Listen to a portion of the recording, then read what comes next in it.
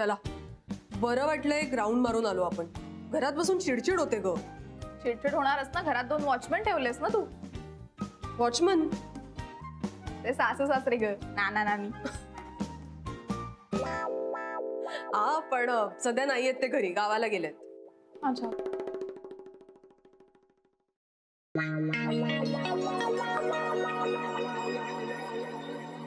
गावाला गेलेत ते? म्हणजे घरात फक्त तू, राधिका आणि पंकजच आहात? आणि अथर्व. त्याचं काही नाही एवढं. अगं पण तुला कळतंय का, हा आपल्यासाठी गोल्डन चान्स आहे. Golden chance? कसला? कसला काय, ते बघ नाना नानींमुळेच तर राधिका तुमच्या घरात आहे ना. सो आता तेच दोघं घरात नाहीये, म्हणजे तू आता राधिकाला बाहेर काढू शकतेस ना. काय शनाया, बरी आहेस ना तू? काय विचार करतेस? कसं शक्य आहे? अगं का शक्य नाहीये? ते बघ नाना नानी घरात असताना तू तिला डायरेक्ट जा म्हणू शकत नाहीस ना. सो आता ते घरात नाहीये, तिला जा सांग ना, पटकन काढ ना घराच्या बाहेर प्लीज. शनाया, तुला हे सगळं सोपं वाटतंय का इतकं? हो. हे बघ, ती जर का इकडनं गेली ना तर लगेच नानांना कळेल. तसंही त्यांचे इथे बरेच बातमीदार आहेत, माहितीये ना तुला. इनफॅक्ट राधिका असताना लगेच फोन करून सांगेल असं झालं म्हणून. आणि त्यांच्या अपरोक्ष मी हे असं काही केलं ना तर दुसऱ्या दिवशी मला रस्त्यावरती यायला लागेल. सॅम, तू कम्प्लिटली रॉंग विचार करतेस. हे बघ, मला वाटत नाही की राधिका स्वतःहून तरी नाना नानींना सांगेल की तू घराच्या बाहेर काढलेस वगैरे. तिचा काय तो इगो की काय ते स्वाभिमान म्हणतात ते खूप मोठा आहे ग. तुला कळतंय का? हा, तेही आहेस म्हणा. तू एक काम कर, तू तिला ना काहीतरी 2-4 असे इमोशनल डायलॉग्स मार की ज्याने तिचा इगो हर्ट होईल. म्हणजे ती स्वतःहूनच निघून जाईल ना घरातनं. आणि त्यानंतर जरी नाना नानी आले तरी तू त्यांना सांग ना, मी काय तिला जा असं म्हटलंच नव्हतं, ती स्वतःहून निघून गेली. प्लस रेवती नाहीच ना आता पिक्चर मध्ये, सो ती पण नाही सांगणार काही. कम ऑन यार, क्लिअर आहे सगळं. शनाया, नाही ग, मला टेन्शन येतंय. कसलं टेन्शन घेतेस तू? काही काळजी करू नको प्लीज, कर ना Sam, you can do it. Shanaya, मी विचार करते आणि सांगते. सॅम चल ना यार प्लीज. चल शनाया, नको. मी ऐक, मला कन्व्हिन्स करते कम्प्लिटली. ऐक ना, मी आहे ना. हे बघ, परत एकदा विचार करूया. Come on, you can do it यार. या दोघी चांडाळणी माझ्या राधिका ताईला घराबाहेर काढायचा प्लॅन करतायत होय. मी असं होऊ द्यायचे नाही.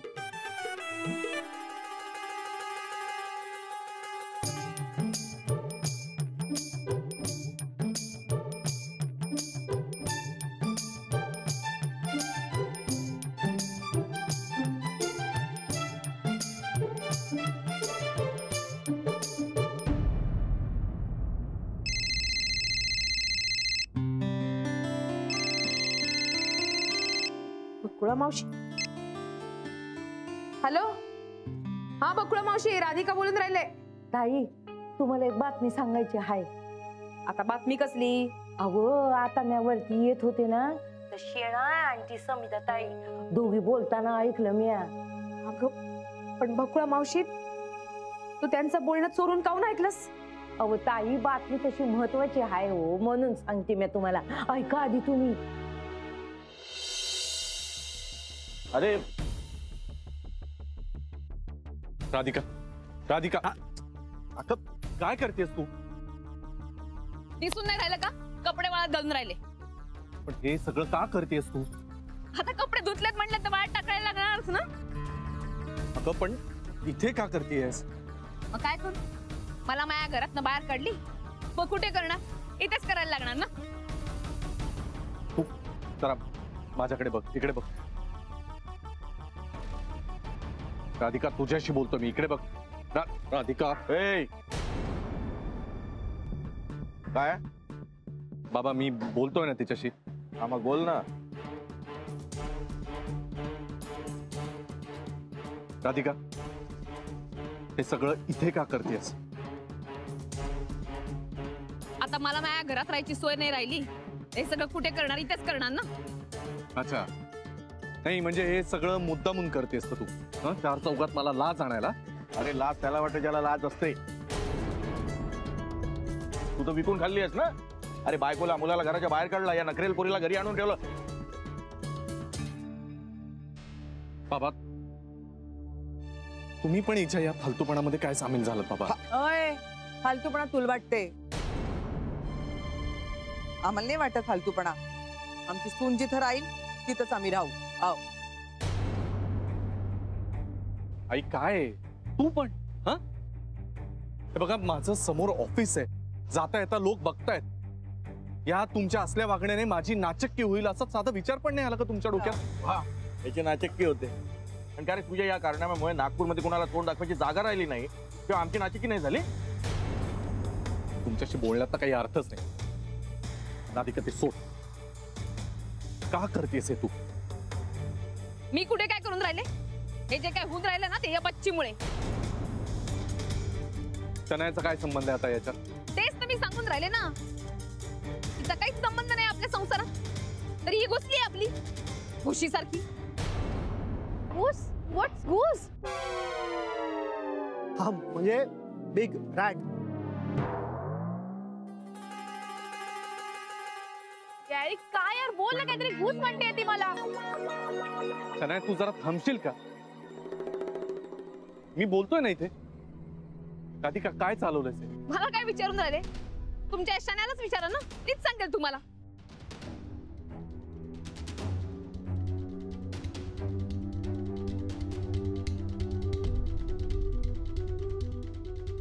माझ्याकडे कशाला बघतोयस? मला नाही माहिती काही. ही का खोटं बोलून राहिली ही उठवळ. खोटं बोलू नको शन्या. हिनच समिताला फूस लावली आणि नाना नानींच्या घरात मला बाहेर काढायचा प्लॅन करून राहिली.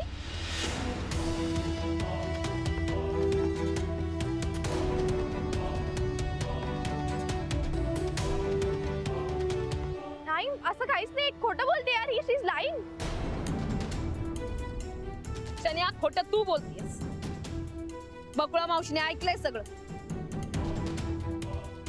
तुम्ही दोघी जणी बोलत होता, त्यांच्या घरातनं बाहेर काढण्याचा प्लॅन करत होतात, होय ना?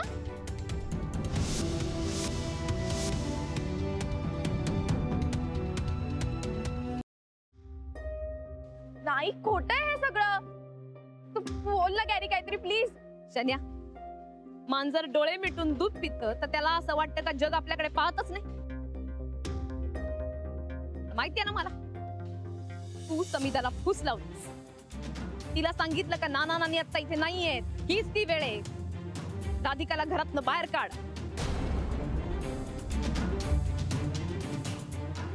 सांगितलंस ना? सांगितलंस ना तू तिला? मला काय कळत नाही का?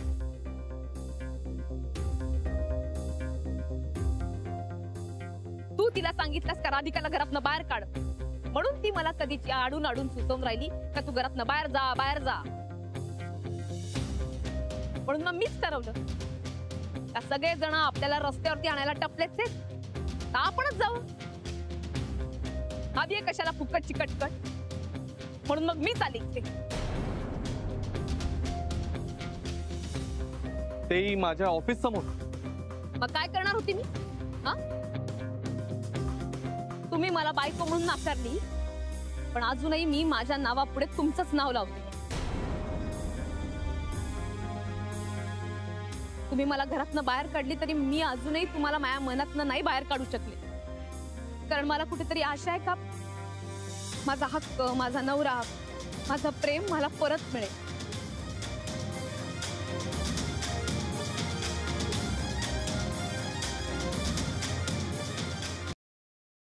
राधिका मला सांग, मी सॉरी म्हटलं तर तुम्ही जाल इथून? हा, मी शब्दाची पक्की. हा ठीक आहे ठीक आहे. चल सॉरी, निघ. असं म्हणतात का सॉरी?